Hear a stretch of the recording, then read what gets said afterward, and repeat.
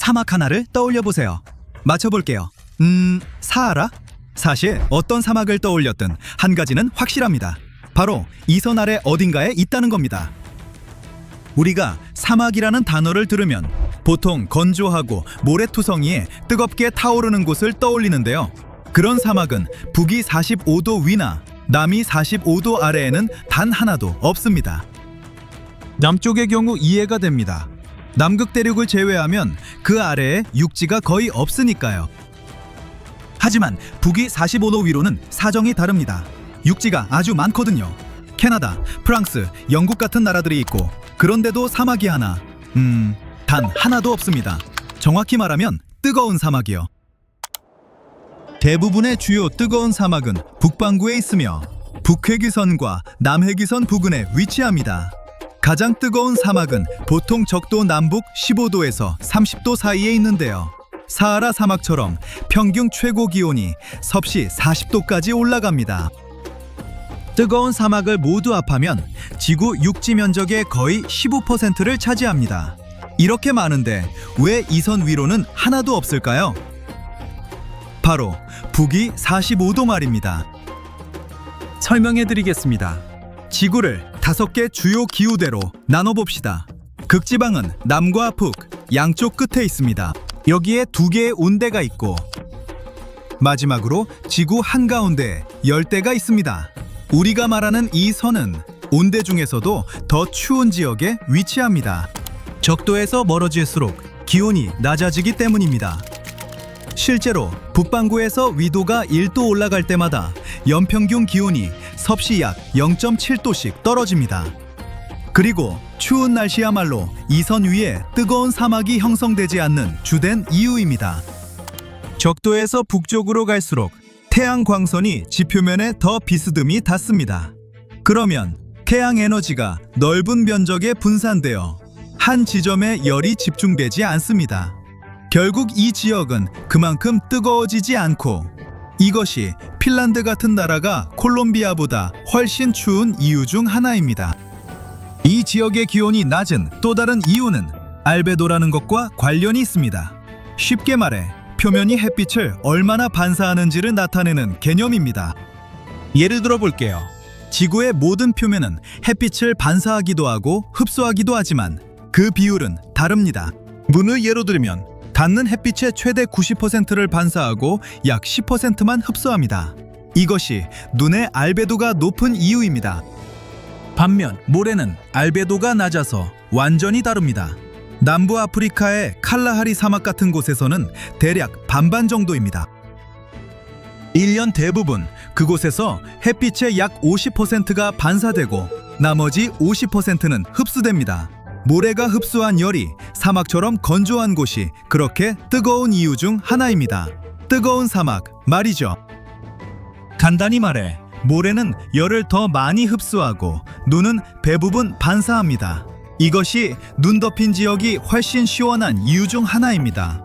극지방에 가까워질수록 햇빛이 흡수보다 반사되기 쉬워지고 그래서 그 지역에 뜨거운 사막이 없는 겁니다.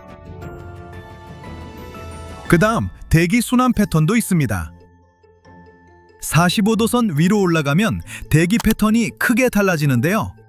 이 지역이 페렐 순환이라는 바람대의 영향을 받기 때문입니다. 지구에는 3가지 주요 대류 세포가 있습니다. 큰 공기 순환고리라고 생각하면 됩니다. 따뜻한 공기가 올라가고 식고 가라앉고 이 과정이 반복됩니다. 지구의 위아래에는 극순환이 있고 한가운데에는 헤들리 순환이 있습니다. 그리고 이 둘 사이에 끼어 있는 것이 페렐 순환입니다. 이 세 순환 사이에서 일어나는 일은 좀 복잡할 수 있습니다. 하지만 오늘 핵심만 말씀드리면 중간지대에서 열대의 따뜻한 공기와 극지방의 차가운 공기가 만납니다. 페렐 순환은 적도의 열을 극지방 쪽으로 이동시키는 데 큰 역할을 합니다. 이 따뜻한 공기의 흐름이 열대와 극지방의 온도 차이를 완화하고 북아메리카, 유럽, 아시아 일부의 날씨를 결정짓습니다. 중위도에서 페렐 순환은 공기를 계속 움직여서 뜨겁고 건조한 공기가 머물 틈을 주지 않습니다.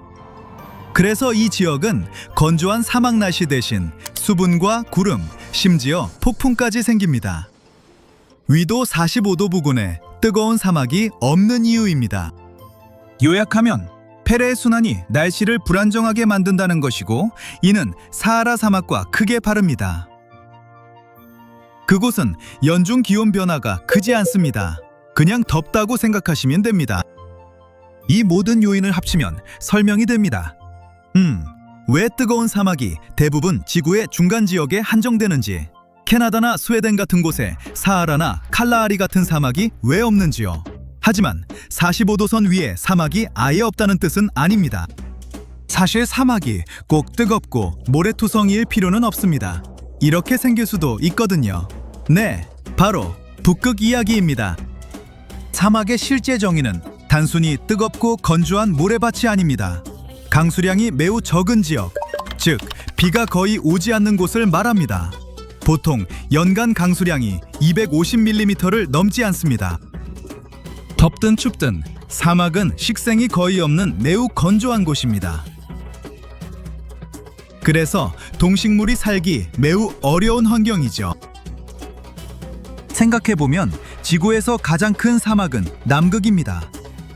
약 1,400만 제곱킬로미터에 달하며 눈앞에 끝없는 얼음 벌판이 펼쳐집니다. 또한 지구에서 가장 추운 사막이기도 합니다. 또 다른 극지 사막인 북극보다도 춥습니다. 기온이 섭씨 영하 89도까지 떨어질 수 있습니다. 지구를 보면 육지의 약 33%가 사막입니다.